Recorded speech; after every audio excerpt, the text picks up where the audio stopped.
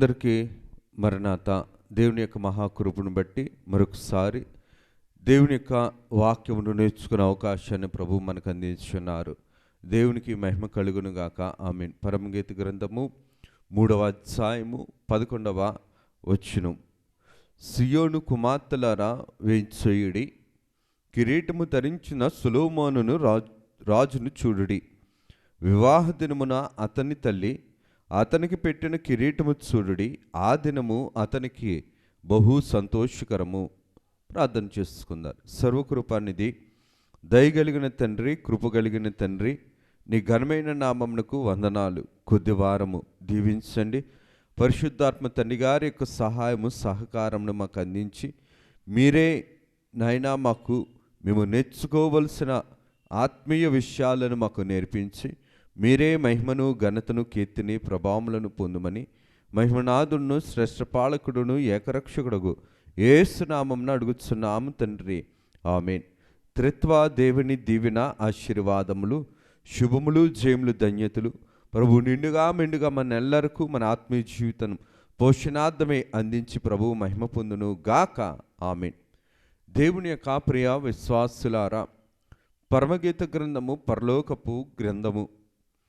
పరమగీత గ్రంథము పరలోకపు గీతమును తెలియచేసే గ్రంథమై ఉన్నది. ఇది సంఘమునకు దిద్దుబాటు గ్రంథమై ఉన్నది.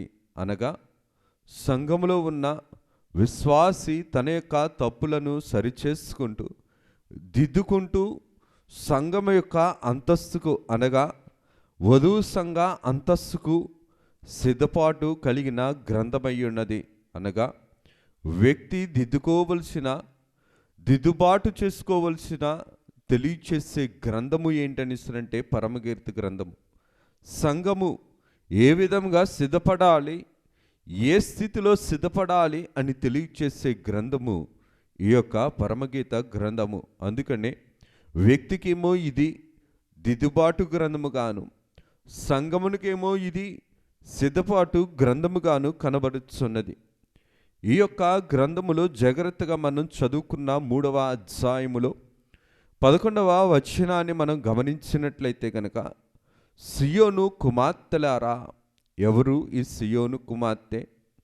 ఎవరి గురించి దేవుడు ఈ యొక్క మాటను రాశారు అని జాగ్రత్తగా మనం గమనించినట్లయితే, పరమగీత గ్రంథములో మనకి 2 కుమార్తెలు కనబడతారు. ఒకటి యెరూషలేము కుమార్తె అనియు, రెండవది సియోను కుమార్తె అనియు పేర్లు మనకి కనబడతాయి. ఈ 2 పేర్లు కూడా యెరూషలేమునకు చెందిన పేరులే. యెరూషలేము పట్టణమైతే ఈ యొక్క సియోను కుమార్తె అను ప్రాంతము ఇది రాజులకు సంబంధించిన ప్రాంతము. రాజకుమారులు, రాజులు ఉన్న ప్రాంతము ఈ సియోను ప్రాంతము. రాజభవనముకు సమీపంగా రాజవంశస్థులు నివసించే భూభాగమే ఎవరనిస్తారంటే సియోను అని పేరు. అనగా ఈ సియోను కుమార్తెలు 2వ రాకడ అంతస్తు కలిగిన వారు. ఈ సియోను కుమార్తెలు దేవుని రాక కోసం బహు సంతోషపడేవారు. ఈ సియోను కుమార్తెలు రాజా కుమార్తెలు అని పిలువబడేవారు. ఈ సియోను కుమార్తెలు దేవుని యొక్క స్థానములో రాకడ అంతస్తును అందుకున్న కన్యకులు కలిగిన వారు ఎవరనిస్తానంటే ఈ యొక్క సియోను కుమార్తెలు. ఈ సియోను కుమార్తెలు ఎవరికి సాదృశ్యంగా ఉన్నారనిస్తారంటే బుద్ధి లేని కన్యకలకు సాదృశ్యంగా ఉన్నారు. బుద్ధి కలిగిన కన్యకులు, బుద్ధి లేని కన్యకులు ఎలాగైతే మనం బైబిల్ గ్రంథంలో చూస్తామో, ఈ సియోను కుమార్తెలు ఎవరికి సాదృశ్యంగా బైబిల్ గ్రంథంలో మనకి కనబడుతున్నారంటే బుద్ధి కలిగిన కన్యకలకు. అనగా తమ సిద్ధను కాపాడుకుంటూ తమ సిద్ధలో ఉన్నటువంటిని దేవుని చేత, దేవుని వైపు చూస్తూ దేవుని కొరకు సిద్ధపడుతున్న బుద్ధి కలిగిన కన్యలు వంటి సన్నిధి సారము కలిగిన ఈ కన్యకల యొక్క స్థానము ఎటువంటి స్థానం అనిస్తారంటే సియోను కుమార్తెల వంటి స్థానము. ఇటువంటి రాకడ అంతస్తు సిద్ధపాటు కలిగిన ఈ కన్యకలను ప్రభు పిలుస్తున్న మాట ఏ మాట అనిస్తునంటే, ఏం పేరు పెట్టారనిస్తునంటే సియోను కుమార్తెలారా. సియోను కుమార్తెలారా వేంచేయుడి. దేవుని యొక్క వాక్య గ్రంథములో జాగ్రత్తగా మనం గమనించినట్లయితే గనక ఈ సియోను అను స్థలము దావీదు పురమునకు సంబంధించినది. ఈ సియోను పురము ఎవరికి సంబంధించినది అంటే రాజుల పురము. దీనికి ఉన్న పేరు రాజుల పురమని, అలాగునే దావీదు పురమని, అలాగుననే సంతోషకరమైన రాజకుమార్తెలు నివాస స్థలముండు ప్రాంతమని బైబిల్ గ్రంథంలో మనం చూడగలగాను. రాజులు మొదటి గ్రంథము 8వ అధ్యాయము, 2వ దినవృత్తాంతాలు 5వ అధ్యాయంలో మనం చూడగలిగితే కనుక ఈ యొక్క సియోనుకు ఉన్న పేరు ఏ పేరు అనేసినంటే మరి దావీదు పురము. కీర్తనల గ్రంథంలో కూడా చూసినట్లయితే కనుక పరిశుద్ధ పట్టణము, పరిశుద్ధ పర్వతము అనే ప్రాంతము కలిగిన స్థలము ఏమిటి అనేసినంటే ఈ యొక్క సియోను ప్రాంతము. ఈ సియోను వాసి అయిన యెహోవా అని మనకు కీర్తనల గ్రంథము 9వ అధ్యాయము 11వ వచనంలో మనకు తెలియచేయబడుతుంది. ఇది సర్వభూమికి కూడా సంతోషకరమైన స్థలముగా ఈ సియోను యొక్క ప్రాంతమును దేవుడు కోరుకున్నవాడు. ఈ సియోను వంటి స్థలములో ఉన్న ఈ కన్యకల గురించి ప్రభువు చెప్తున్న మాట, వేంచేయుడి, రండి. ఎవరిని రమ్మంటున్నారు? రాజపురములో ఉన్న వారిని, రాజకుమార్తెలుగా పిలువబడుచున్న వారిని, దేవుణ్ణి చూస్తూ సంతోషగానములు చేసే ఈ రాజకుమార్తెలను, దావీదుపురంలో ఉన్న వారిని, పరిశుద్ధ పర్వతం పైన ఉన్న వారిని, దేవుని స్థానమైన ఈ సియోను పర్వతం మీద భూమి అంతటికి కూడా సంతోషకరమైన ఈ సియోను పర్వతము మీద ఉన్న కన్యకలను, అనగా దేవుని యొక్క అంతరంగములు, దేవుని అంతరంగమును చేరిన ఈ కన్యకల కోసం ప్రభు అంటున్న మాట ఏంటనిసరంటే, వేంచేయుడి. కిరీటము ధరించిన సొలొమోను రాజును చూడుడి. వివాహ దినమున అతని తల్లి అతనికి పెట్టిన కిరీటమును చూడుడి. ఎందుకు ఈ మాటను నేను జ్ఞాపకం చేస్తున్నాను అనేసరంటే, దేవుని యొక్క ఉద్దేశములు ఇర్మియా గ్రంథము 6వ అధ్యాయము 2వ వచనంలో మనం చూడగలిగితే కనుక, సియోను కుమారి, సుందరి సుకుమారి. ఎందుకు ఈ మాటను మనం నేర్చుకోవాలనేసరంటే, దేవుని దృష్టిలో సుందరముగాను సుకుమారముగాను సిద్ధపాటు కలిగిన, దేవుని కొరకు సిద్ధపడిన నిజమైన క్రైస్తవ సంఘము కలిగిన ఈ కన్యకలను పోలిన వారి వంటి వారి స్థితి ఏ స్థితి అనేసరంటే, సియోను కుమార్తెలారా. ఈ సియోను కుమార్తెల గురించి ప్రభు చెప్తున్న మాటను జాగ్రత్తగా మనం గమనించినట్లయితే కనుక, దేవుని యొక్క వాక్య గ్రంథములో ప్రభు వేంచేయుడి. ప్రభు అంటున్న మాట, వచ్చి కిరీటము ధరించిన సొలొమోను రాజును చూడుడి. కిరీటము ధరించిన సొలొమోను రాజును చూడుడి. ఎందుకు ఈ మాటను నేను జ్ఞాపకం చేస్తున్నానని అంటే, జకరియా గ్రంథము 9వ అధ్యాయము 9వ వచనంలో చూస్తే గనుక, సియోను కుమార్తెలారా బహుగా, సియోను నివాసులారా బహుగా సంతోషించుడి. యెరూషలేము నివాసులారా ఉల్లాసముగా ఉండుడి. నీ రాజు నీతిపరుడును రక్షణ గలవాడై దీనుడై గాడిదను గాడిద పిల్లను ఎక్కి నీ యొద్దకు వచ్చుచున్నాడు. ఏ ప్రవచనమైతే జకరియా గ్రంథంలో ప్రభువు రాయించారో, ఆ యొక్క సియోను వంటి కుమార్తెల వంటి స్థితిని జాగ్రత్తగా గమనిస్తే కనుక, క్రైస్తవ సంఘములో 2 అంతస్తులు కలిగిన కన్యకలు కనబడుతున్నారు. ఒకటి నిరీక్షణ అంతస్తు కలిగిన కన్యకలు, రెండవది రాకడ అంతస్తు కలిగిన కన్యకలు.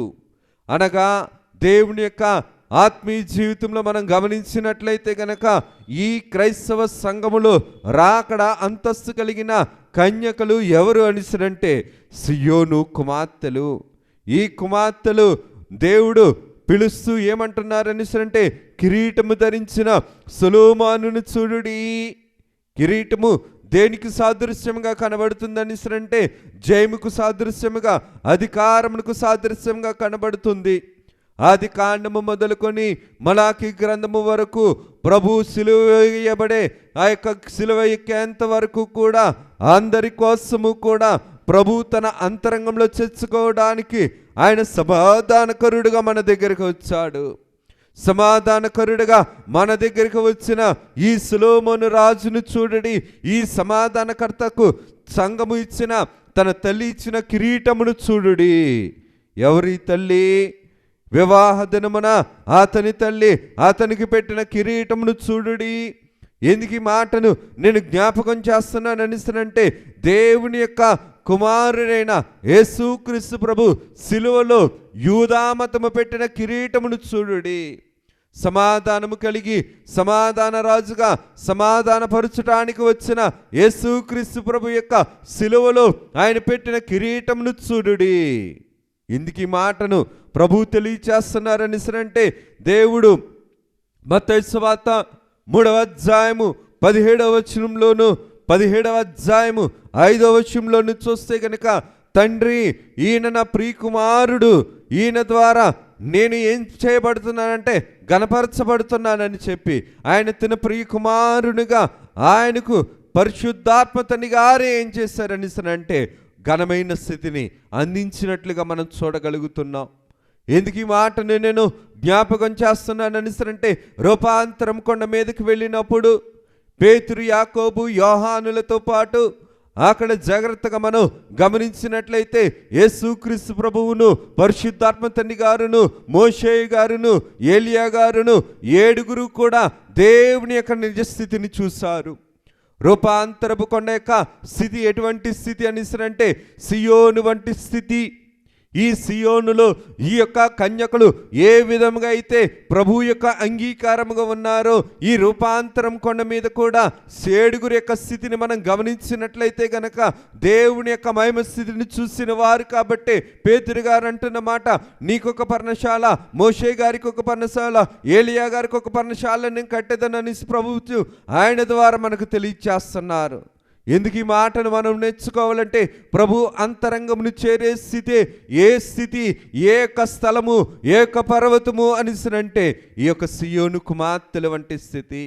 ఈ యొక్క దేవుణ్ణి తెలుసుకున్నవారు, దేవుని అంతరంగమును తెలుసుకున్నవారు, దేవుని అంతరంగపు మూల స్థలము, మూల ప్రాంతము ఏంటనిసనంటే ఆయన యొక్క సిలువే. ఎందుకు ఈ మాటను నేను జ్ఞాపకం చేస్తున్నా అంటే, దేవుడి యొక్క కార్యక్రమమును జాగ్రత్తగా మనం గమనించినట్లయితే గనక, దేవుని యొక్క క్రమమును బట్టి మనం గమనించినట్లయితే గనక, ఆది కాండము 2వ అధ్యాయంలో మనం చూడగలిగితే గనక, ఆదాము గారిలో నుంచి అవ్వమ్మ గారిని ఎలాగైతే తీసుకొని వచ్చారో, అందుకనే తండ్రి గారి యొక్క స్థితిని మనం జాగ్రత్తగా గమనిస్తే గనక, కత్తి లేకుండా, నొప్పి లేకుండా, మచ్చ లేకుండా, రక్తము కారకుండా యేసుక్రీస్తు ప్రభు ఆదాము గారికి ఆపరేషన్ చేసి బయటకు ఎవరిని తీసుకొని వచ్చారంటే అవ్వమ్మ గారిని తీసుకొని వచ్చారు. కత్తి లేకుండా, నొప్పి లేకుండా, మచ్చ లేకుండా, రక్తము కారకుండా సృష్టికర్త అయిన యేసుక్రీస్తు ప్రభు ఎవరిని తోడుకొని వచ్చారనిసరంటే ఆదాము గారి కొరకు అవ్వమ్మ గారిని తీసుకుని వచ్చారు. ఆ దినమే అవ్వమ్మ గారిని ఎలాగైతే ఆదాము గారు హత్తుకునే దినమై ఉన్నదో, ఆ దినమే అనగా అవ్వమ్మ గారు ఆదామును హత్తుకున్న దినమే వివాహ దినము. పాత నిబంధన గ్రంథములో సృష్టి ప్రారంభము మొదలుకొని ఆదాము గారి పాపములు పడకముందు అది దేవుని దృష్టిలో ఆదాము అవ్వలు ఒకరిని ఒకరు హత్తుకున్న దినము ఏ దినము అనిసరంటే వివాహ దినము. మరి క్రైస్తవ సంఘములో కూడా జాగ్రత్తగా మనం గమనించినట్లయితే కనుక, కిరీటము ధరించిన సొలొమోను రాజును చూడుడి, వివాహ దినమున అతని తల్లి సిలువ వేయబడిన యేసుక్రీస్తు ప్రభువుకు వివాహ దినమున అతని తల్లి పెట్టిన కిరీటము మొండ్ల కిరీటము. ఎందుకు ఈ మాటను నేను జ్ఞాపకం చేస్తున్నాను అనిసనంటే, ప్రభు యొక్క స్థితిని జాగ్రత్తగా మనం గమనించినట్లయితే గనక, తల్లి సంఘము ఏ సంఘం అంటే యూదుల సంఘము. ఈ యొక్క యూదుల సంఘము దేవునికి మొండ కిరీటాన్ని వేసిరి, మొండ కిరీటమును వేసిరి. రక్షణార్థుల కొరకు మొండ్ల కిరీటమును ఆయన ఏం చేశారంటే మహిమ కిరీటముగా మార్చబడెను. ఎందుకు ఈ మాటను నేను జ్ఞాపకం చేస్తున్నానంటే, దేవుని యొక్క వాక్యము మహోన్నతమైనది. ఆదాము గారిలో నుంచి అవ్వమ్మ గారిని తీసుకొని వచ్చేటప్పుడు ఆదాము గారి యొక్క రూపలావణ్యతలు, స్వభావాలు ఎలాగైతే అవ్వమ్మ గారిలో కనబడ్డాయో, కడపటి ఆదాము అయిన యేసుక్రీస్తు ప్రభువులో నుంచి వచ్చిన సంఘములో కూడా దేవుని యొక్క స్వరూపము, దేవుని యొక్క మహిమ స్థితి, దేవుని యొక్క రూపాంతర స్థితి, దేవుని యొక్క అంతరంగాన్ని చేరుకునే స్థితి సంఘములో ఉండాలని చెప్పి సియోను కుమార్తెలను ఆయన వేయించేయుడు అని పిలుస్తున్నారు.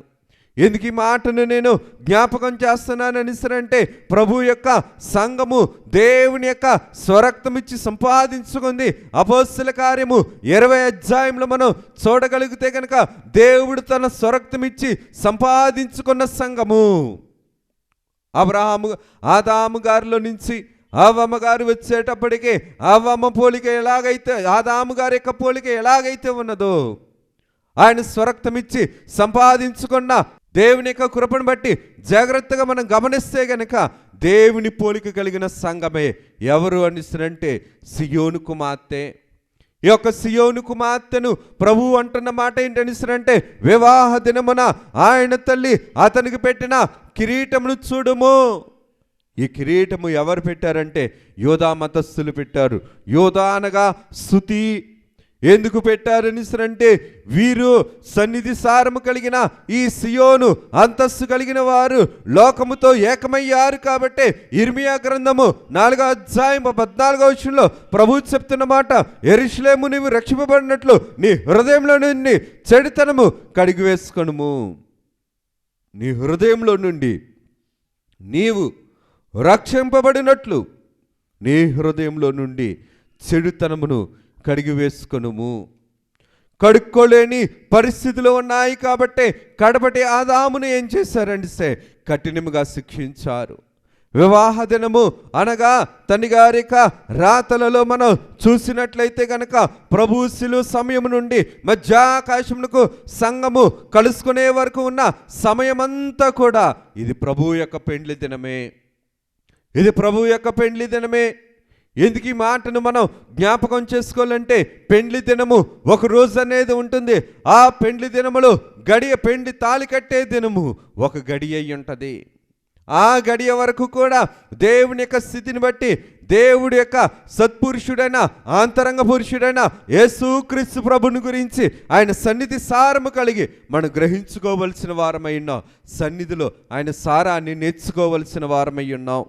ఎందుకు ఈ మాటను నేను జ్ఞాపకం చేస్తున్నాను అనిస్తానంటే, మొదటి ఆదాములో నుండి అవ్వ తీయబడిన రోజే పెండ్లి దినమైతే ఆయన ప్రకగాయంలో నుంచి ఆయన స్వరక్తమిచ్చి సంపాదించుకున్న ఆ యొక్క సంఘము స్వరూప్యము లావాణ్యతలు సంపాదించుకున్న సంఘం యొక్క దినము కూడా ఏ దినం అనిస్తానంటే వివాహ దినము. అందుకనే ప్రభు చెప్పిన మాటను జాగ్రత్తగా గమనిస్తే గనక క్రీస్తు ప్రభు శిలువ దినమందే సంఘము వచ్చినది కాబట్టి ఆ దినమే ఏ దినం అనిస్తారంటే పెండ్లి దినము, నిర్ణయింపబడిన దినము.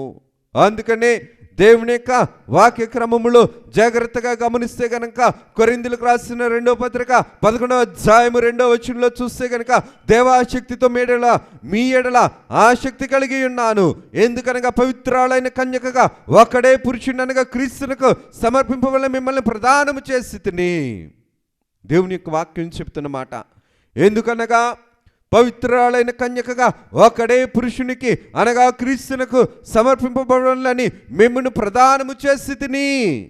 అనగా సంఘము రక్తము కార్చిన, రక్తము అర్పించిన, ప్రాణం అర్పించిన యేసుక్రీస్తు ప్రభువునకు ప్రదానము చేయబడవలసినది. కానీ దేవుడిని విడనాడి లోకంలో తిరుగుటను బట్టి, దేవుడిని పట్టించుకోవటాన్ని బట్టి, దేవునికి విలువివ్వకపోవడాన్ని బట్టి, దేవుడి మాటకు విధేయత చూపించకపోవడాన్ని బట్టి ఈ సొంత ప్రజలే ఏం చేశారంటే దేవునికి తమ యొక్క స్థితిని బట్టి, మూర్ఖత్వాన్ని బట్టి, క్రూరత్వాన్ని బట్టి ఏం చేశారని అంటే మరి ముండ్ల కిరీటాన్ని ధరించారు.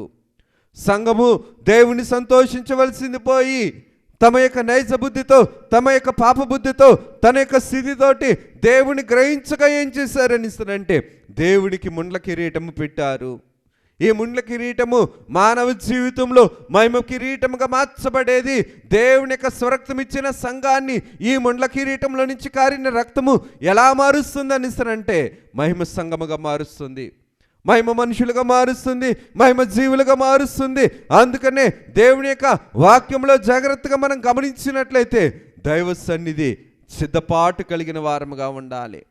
దైవ సన్నిధి సిద్ధపాటుతో దేవుని దగ్గర మనం తోడ్పడే వారముగా ఉండాలి. సిద్ధపాటును పాటు చేసుకోకూడదు, తోడ్పాటును పాటు చేసుకోకూడదు, ఏర్పాటును పాటు చేసుకోకూడదు. ఇశ్రాయేలీలు, దేవుని జనాంగమైన ఇశ్రాయేలీలు దేవుని పట్ల సిద్ధపాటు లేదు కాబట్టి దేవుడు తోడ్పాటును పాటు చేసుకున్నారు, దేవుడి ఏర్పాటును కూడా పాటు చేసుకున్నారు. ఇందుకు ఈ మాటను నేను జ్ఞాపకం చేస్తున్నానంటే సంఘము నాకు శిరస్సు యేసుక్రీస్తు ప్రభువే. దేవుని సంఘముగా ఉన్న మనము మన యొక్క అంతరంగములో ప్రతిష్ఠించుకోవలసింది, మన అంతరంగములో నిలుపుకోవలసింది, మన అంతరంగంలో స్థిరపరచుకోవలసింది దేవుని ప్రేమ. దేవుని ప్రేమ. అందుకనే ప్రభు అంటున్న మాట ఏంటంటే సరే, ప్రేమించుటకు ప్రయాసపడుడి. దేవుని ప్రేమను అందించడానికి సంఘం ఎప్పుడూ కూడా నిలుపుకోవడానికి ప్రయాసపడవలసిన స్థితి. ఎందుకు ఈ మాటను నేను జ్ఞాపకం చేస్తున్నా అంటే దేవుని యొక్క వాక్యంలో జాగ్రత్తగా గమనిస్తే కిరీటము ధరించిన సొలొమోను రాజును చూడుడి. దేవుని సమాధానమిస్తున్న దేవుని వైపు మనం చూడగలుగుతున్నామా? సంఘమనే మనము, దేవుని యొక్క గాయాలలో నుంచి వచ్చిన మనము, దేవుని రక్తము చేత కడగబడవలసిన మనము, దేవుడు సిలువలో కార్చిన రక్తమును బట్టి వచ్చిన మనము దేవుని సిలువను మనం చూడగలుగుతున్నామా? దేవుని యొక్క సిలువకు మనం విలువివ్వగలుగుతున్నామా? దేవుని యొక్క మరణానికి విలువివ్వగలుగుతున్నామా? దేవుని యొక్క కష్టకాలానికి, నష్టకాలానికి, ఆ యొక్క బాధాకాలానికి మనం క్రైస్తవ జీవితంని గడుపుతున్న మనం దేవుని దృష్టికి విలువగా మనం బ్రతకగలుగుతున్నామా? మనల్ని మనం పరీక్షించుకోవలసిన వారమై ఉన్న సమాధానాన్ని ఇవ్వడానికి వచ్చిన యేసుక్రీస్తు ప్రభువునే మనము నిలుపుకోలేకపోతే దేవుని యొక్క స్థితిలో మనము ఎటువంటి వారం అనిస్తారంటే మనల్ని మనం మోసపుచ్చుకునేవారం. దేవుని యొక్క వాక్య క్రమమును జాగ్రత్తగా గమనిస్తే గనుక కిరీటము ధరించిన సొలొమోను రాజును చూడండి. వివాహ దినమున అతని తల్లి అతనికి పెట్టిన కిరీటము మొండ్ల కిరీటం అయింది.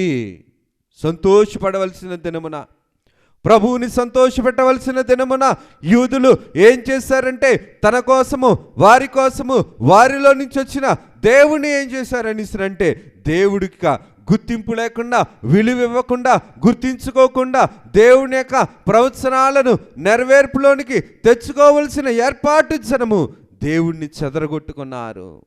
దేవుని చేర్చుకోలేకపోయారు, దేవుని యొక్క క్రమమును చేర్చుకోలేకపోయారు. ఏదెను తోటలో ఆదామవ్వలను పాపము ఎలాగైతే చెదరగొట్టిందో, ఏర్పాటు స్థలము నుంచి ఎలాగైతే చెదరగొట్టిందో, ఏర్పాటు ప్రజల నుంచి, ఏర్పాటు దేవుని స్థలము నుంచి, అతి పరిశుద్ధమైన స్థలము నుంచి, దేవుని యొక్క సంబంధం నుంచి పాపము ఎలాగైతే చెడగొట్టిందో, ఇశ్రాయేలీయులు కూడా దేవుణ్ణి చెదరగొట్టుకున్నారు. దేవుడి యొక్క ఇచ్చిన స్థితిని చెరుపుకున్నారు. దేవుణ్ణి నిలుపుకోలేకపోయారు. నైజ బుద్ధి నరకానికి నడిపించునన్నట్లు వారి యొక్క నైజ బుద్ధి మహిమ స్థితిని అందుకోలేకపోయింది. సియోను కుమార్తెలను అనుకొనుచున్న ఓ బైబిల్ విషయం సంగమా, దేవుని యొక్క స్థితిని సంపాదించుకొని, దేవుని యొక్క స్థితిని బట్టి, దేవుని యొక్క సొత్తును బట్టి, దేవుడు కార్చిన రక్తాన్ని బట్టి, దేవుడిస్తున్న పరిశుద్ధతను నిలుపుకుంటూ నేను పరిశుద్ధుడన్నట్లు మీరును పరిశుద్ధులయ్యుండి అని సెలవిచ్చిన యేసుక్రీస్తు ప్రభు యొక్క సన్నిధిలో రూపాంతరపు కొండ మీద ప్రభు 7 ఎలాగైతే చూపించగలిగారో పరలోక పటమును, భూలోక పటమును ఏకమగు స్థితిలో బైబిల్ విషయం సంగముగా ఉన్న మనము కూడా భూలోకంలో ఉండి పరలోకపు శక్తిని మనం నిలుపుకోగలుగుతున్నామా? సియోను కుమార్తెలారా వేంచేయుడి అన్నట్లు బైబిల్ విషయం సన్నిధి చేయుచున్న వారులారా, సన్నిధి కోరుచున్న వారులారా, సన్నిధి సహవాసం ఆశించుచున్న వారులారా, ఏర్పాటులో ఉన్న వారులారా, కిరీటము ధరించిన యేసుక్రీస్తు ప్రభువుని చూడుడి అన్నాడు. యూదులు తెలియక యేసుక్రీస్తు ప్రభువుకి ఏమిచ్చారని అంటే మొండ్ల కిరీటం ఇచ్చారు. కానీ దేవుడి సంఘములో సన్నిధి సారాన్ని బట్టి, సన్నిధి యొక్క స్థితిని బట్టి, దేవుని యొక్క రూపాంతర స్థితిని బట్టి, దేవుని యొక్క స్వరూపమును బట్టి ప్రభువు అందించుచున్న అక్షయ కిరీటమును, నీతి కిరీటమును, జీవ కిరీటమును, మహిమ కిరీటమును, వాడబారని కిరీటములను దేవుని శక్తిని ద్వారా సన్నిధిలో మనం సంపాదించుకోగలుగుతున్నామా? సిలువ దగ్గరకు వచ్చిన వారిని ప్రభు త్రోసివేయడు కదా. ఎందుకు ఈ మాటను నేను జ్ఞాపకం చేస్తున్నానని అంటే, దేవుని యొక్క వాక్య క్రమంలో జాగ్రత్తగా మనం గమనించినట్లయితే కనుక దేవుడు అంటున్న మాట ఏంటని అంటే, తెస్సలోనికి రాసిన పత్రిక 5వ అధ్యాయము 3వ వచనంలో చూస్తే, లోకంలో ఉన్నవాడు తన కడుపే తనకు దేవుడిగా చూసుకుంటాడు, కానీ తాము సిగ్గుపడవలసిన స్థితి విషయంలో సిగ్గుపడవలసింది అతిశయపడతాడు. సిలువను ప్రేమించని శత్రువుల యొక్క పరిస్థితి అటువంటిది. సిలువ యొక్క ప్రేమను తెలుసుకోలేని వారు, సిలువ యొక్క విలువను తెలుసుకోలేని వారు, సిలువ యొక్క కృపను తెలుసుకోలేని వారు, సిలువలో ఉన్న దేవుని యొక్క దయను తెలుసుకోలేని వారు, తమ కడుపే తమకు దేవుడు, వారి అంతమే వారి కడుపు. ఎందుకు ఈ మాటను నేను జ్ఞాపకం చేస్తున్నానని ఇస్తానంటే, దేవుని యొక్క సన్నిధిలో మన యొక్క స్థితిని మనం నిలుపుకోగలుగుతున్నామా? దేవుడిచ్చిన శక్తిని బట్టి, దేవుడిచ్చిన అవకాశాన్ని బట్టి, దేవుడిచ్చిన ఆత్మీయ జీవితాన్ని బట్టి, దేవుడు అందిస్తున్న కృపను బట్టి, దయని బట్టి, సియోను కుమార్తెలారా అని మనం నేర్చుకుంటున్నాం కదా. ఆ స్థితిలోనికి మనం బైబిల్ మిషన్ వారిగా సిద్ధపడగలుగుతున్నామా? బైబిల్ మిషన్ విశ్వాసులారా, అయ్యగారన్న మాట, పెండ్లిపేట మీద వివాహాన్ని చెడగొట్టేది అపవాది. పెండ్లిపేటల మీద వివాహాన్ని చెడగొట్టేవాడు అపవాది. ఏదేను తోటలో అపవాది ఎలాగైతే పెండ్లిపేటల మీద వివాహాన్ని చెడగొట్టిందో, ఏర్పాటులో ఉన్న బైబిల్ మిషన్ సంఘాన్ని కూడా చెడగొట్టేది అపవాది. బైబిల్ మిషను ఏర్పాటును పాడు చేసేది, బైబిల్ మిషను ఏర్పాటుకు చెడ్డ పేరు తీసుకొని వచ్చేది, బైబిల్ మిషను ఏర్పాటుకు విలువ లేకుండా చేసేది, బైబిల్ మిషను ఏర్పాటును సిగ్గుపరిచేది అపవాది. అపవాది ఏం చేస్తుందంటే సన్నిధి చేయకుండా చేసేది, సన్నిధి సారమును ఎరగకుండా చేసేది, దేవుడిచ్చిన కృపను నిర్లక్ష్యము చేయించేది అపవాది, దేవుడి దగ్గర నుంచి, దేవుడి స్థానము నుంచి దూరము చేసేది అపవాది. బైబిల్ మిషన్ విశ్వాసులుగా దేవుని యొక్క కృపను బట్టి బైబిల్ మిషన్ యొక్క స్థితిలో మనం నిలబడగలుగుతున్నామా? పోషించుకోగలుగుతున్నామా? దేవుడిచ్చిన స్థానాన్ని నిలుపుకోగలుగుతున్నామా? దేవుడిచ్చిన కృపను మనం భద్రపరుచుకొని దేవుని మహిమ కొరకు మనం నిలబడగలుగుతున్నామా? మనల్ని మనం పరీక్షించుకోవలసిన వారమై ఉన్నాం. యూదులు తెలుసుకోలేకపోయారు కాబట్టి సొంత ప్రజలు స్తుతించవలసిన యోధా జనాంగము పేరుకైతే స్తుతించవలసిన వారు కానీ దేవుని శ్రమల పాలు చేశారు. సంఘం అనేవారు దేవుని యొక్క కిరీటమును ధరించుకోవలసిన వారు, అనగా దేవుని కిరీటంగా ధరించవలసిన వారు, పాపమును భరించడానికి, శాపమును భరించడానికి పాప సాధనాలుగా మిగిలిపోతున్నాం. ఈ పాప సాధనాలుగా మిగిలిపోకుండా ఉండటానికే దైవజనులు దేవదాసాయి గారు భూమి మీదకి తీసుకొని వచ్చింది ఏంటంటే దైవ సన్నిధి. ఈ దైవ సన్నిధి అనేది బైబిల్ మిషన్ వారికి దేవుడిస్తున్న కిరీటము. ఈ కిరీటము ఏం చేస్తుందంటే ప్రభు యొక్క శ్రమల కిరీటమును ఎలాగైతే బాధ పెట్టిందో ఆ కిరీటము బాధ నుంచి విడుదల చేసి సంఘమును మహిమ కిరీటముగా మార్చగలిగేది ఏంటనిసినంటే కిరీటము అనేది దైవ సన్నిధి. దైవ సన్నిధి అనే ఈ యొక్క కిరీటములోనికి మనం చేరగలుగుతున్నామా? దైవ సన్నిధి అనే కిరీటమును మనం పొందుకోగలుగుతున్నామా? దైవ సన్నిధి అనే కిరీటమును మనం నిలుపుకోగలుగుతున్నామా? దేవుని యొక్క క్రమమును బట్టి, దేవుని యొక్క కార్యక్రమమును బట్టి దైవ సన్నిధిని మనం పోషించుకోగలుగుతున్నామా? మనల్ని మనం పరీక్షించుకోవలసిన వారమై ఉన్నాం. ఎందుకు ఈ మాటను నేను జ్ఞాపకం చేస్తున్నా అంటే దేవుని యొక్క కృపను బట్టి, దేవుని యొక్క స్థితిని బట్టి మనం జాగ్రత్తగా గమనించగలిగితే కనుక మొదటి తెస్సలోనికి పత్రిక 2వ అధ్యాయము 4వ వచనంలో చూడగలిగితే కనుక మనుషులను సంతోషపెరిచే బోధ కాదు కానీ దేవుణ్ణి సంతోషపెరిచే బోధగా ఉండాలి. దేవుణ్ణి సంతోషపరిచే బోధ, దేవుణ్ణి పోషించే బోధ, దేవునిలో ఉంచే బోధ ఏ బోధ అనిసినంటే దైవ సన్నిధి కలిగిన బోధ. ఈ దైవ సన్నిధి కలిగిన బోధ ఆనాడు దేవుడు పేతురు, యాకోబు, యోహానులకు చూపించారు కాబట్టి భూలోకంలోనే వారు ఎవరిని చూశారంటే పరలోకంలో ఉన్న మహిమ దేవుణ్ణి చూశారు, భూలోకంలో ఉన్న మానవ రీతిలో ఉన్నటువంటి దేవుణ్ణి చూశారు. ఇదిగో లోక పాపమును మోసుకొని పోవు దేవుని గొర్రెపిల్లగా ఉన్నటువంటి బలి పశువుగా ఉన్నటువంటి యేసుక్రీస్తు ప్రభువును కూడా చూశారు. ఆత్మీయ నేత్రము, ఆత్మీయ బోధను, ఆత్మీయ నేత్రము, ఆత్మీయ క్రియను, ఆత్మీయ స్థితిని నేర్పించేది కాబట్టి దేవుని సారాన్ని మనం సంపాదించుకోగలిగిన వారుగా ఉండగలుగుతున్నామా? అందుకనే ప్రభు చెప్తున్న మాట ఎటువంటి అంటే, సియోను కుమార్తెలారా వేంచోయుడి, కిరీటము ధరించిన సొలొమోనును చూడుడి, వివాహ దినమున అతని తల్లి అతనికి పెట్టిన కిరీటమును చూడుడి. సిలువ దినాల్లో దేవుని క్రమమునకు వచ్చి దేవుని శ్రమను తలంచుకొని మన అయోగ్యతను ఒప్పుకొని దేవుని కృపను పొందుతూ దేవుని సన్నిధి సారాన్ని మనం నిలుపుకోగలుగుతున్నామా? దేవుని యొక్క సన్నిధి స్థితిని నిలుపుకుంటూ మన యొక్క స్వభావాన్ని దేవుని యొక్క దైవ లక్షణాలతో అద్దుకోవడానికి ఆసక్తి కలిగి మనం ఉండగలుగుతున్నామా? మనల్ని మనం ప్రశ్నించుకోవలసిన వారమై ఉన్నాం. దేవుని కృప మహోన్నతమైనది, మహిమ కలిగినది. కాబట్టి దేవుడు అంటున్న మాట ఏంటనిసరంటే, సియోను కుమార్తెలారా, సన్నిధి సహవాసము కలిగిన కన్యకలారా, సన్నిధి సహవాసము కలిగిన బుద్ధి కలిగిన కన్యకల వంటి సిద్ధపడుచున్న వారులారా, మీ సిద్ధపాటికి దేవుని యొక్క సన్నిధి తోడ్పాటు ఉన్నదా? మీ సిద్ధపాటికి బైబిల్ మిషన్ ఏర్పాటు ఉన్నదా?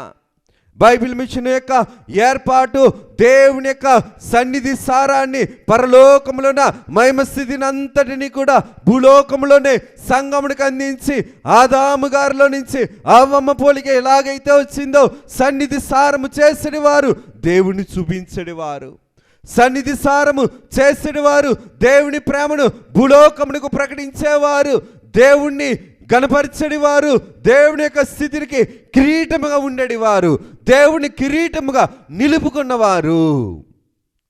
దేవుని యొక్క విశ్వాసులారా, దేవుని యొక్క సంగమా, అందుకనే ఇశ్రాయేలీయుల యొక్క వాస్తవ్యులు, యెరూషలేము యొక్క వాస్తవ్య స్థితి ఏమిటి అనిసనంటే, యెరూషలేము కుమార్తెలు రక్షణంతస్తుకే ఉండగలిగే స్థితే కానీ సియోను కుమార్తెల వలె రాకడంతస్తుకు సిద్ధపడే ఆసక్తి ఉండని వారు. యెరూషలేము కుమార్తెలకు రాకడ ఆలోచన ఉండదు తెలుసు, కానీ రక్షణ నిలుపుకునే స్థితి మాత్రమే.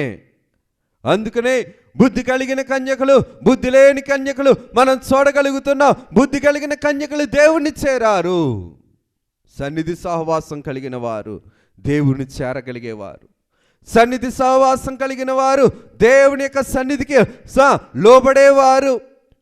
నీ సన్నిధి ఒక దినముందుట 1000 దినముల కంటే శ్రేష్టమని కొరాహు కుమారులు ఎలాగైతే దేవుని మాటను, దేవుని ఉద్దేశాన్ని నెరవేర్చుకున్నారు, అపోస్తలుడైన పౌలు గారి ద్వారా వాక్యంలో రాయించిన మాటను మనం తెలుసుకుంటే కనుక ఫిలిప్పీ పత్రిక 3:20 అంటున్న మాట, మన పౌరస్థితి పరలోకమందు ఉన్నది. మన పౌరస్థితి పరలోకమందు ఉన్నది.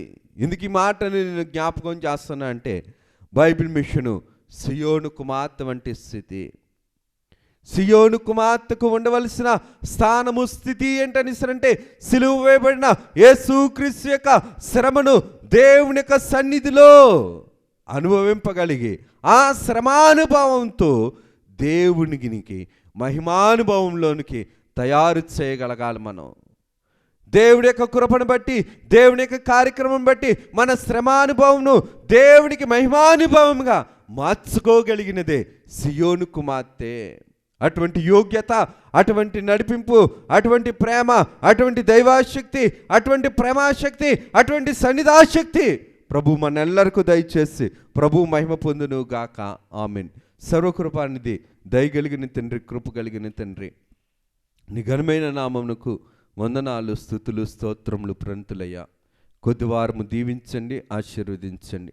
నీ కాపుదల్లో బలపరుచుకుని, నడిపించుకుని, ప్రేమించి, దీవించి ఈ సిలువు జానంలో నైనా నీ సిలువు చాటున దాగబడిన నీ యొక్క రూపలావణ్యతలు అందుకొనగలిగే ఆత్మీయ అలంకారము మాకు అందించి, మాలో పాపపు వికృత రూపమును తొలగించి కళంకము కలిగిన కళలేని ఆత్మీయ జీవితాన్ని తీసివేసి బుద్ధి కలిగిన కన్యకల వలె నైనా నీకు అంగీకారముకు వెలుగుగా మమ్మల్ని వెలిగించి నీ కార్యక్రమాలు జరిగించి మీరే మహిమను, ఘనతను, కీర్తిని, ప్రభావములను పొందుమని మహిమనాథుడును, శ్రేష్ఠ పాలకుడును, ఏకరక్షకుడుకు యేసు నామమున అడుగుచున్నాము తండ్రి. ఆమేన్. త్రిత్వ దేవుని దీవెన, ఆశీర్వాదములు, శుభములు, జయములు, ప్రభు యొక్క సన్నిధి సారములు ప్రభు మనెల్లరికూ మెండుగా నిండుగా అందింపచేసి ప్రభు మహిమ పొందును గాక. ఆమేన్. అందరికీ మరణాత.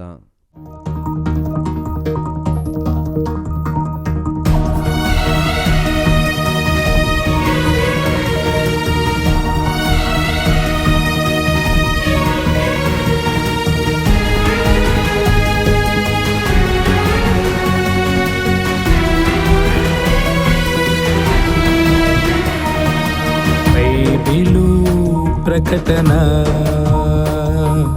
బయలుపరచిన ప్రకటన, యేసయ్య ప్రకటన, దాసయ్య ప్రకటన, పరలోక ప్రకటన, పరిశుద్ధ ప్రకటన, యేసయ్య ప్రకటన, దాసయ్య ప్రకటన, పరలోక ప్రకటన, పరిశుద్ధ ప్రకటన.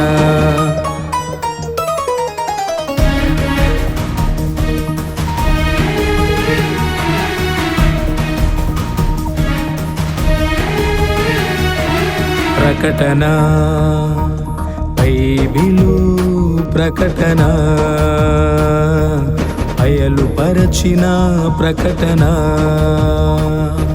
విమలాత్మ ప్రకటన, విజయాత్మ ప్రకటన, విశ్వాసికి ప్రకటన, విజ్ఞాపన ప్రకటన, విమలాత్మ ప్రకటన, విజయాత్మ ప్రకటన, విశ్వాసికి ప్రకటన, విజ్ఞాపన ప్రకటన. ప్రకటన, బైబిలు ప్రకటన, బయలుపరచిన ప్రకటన.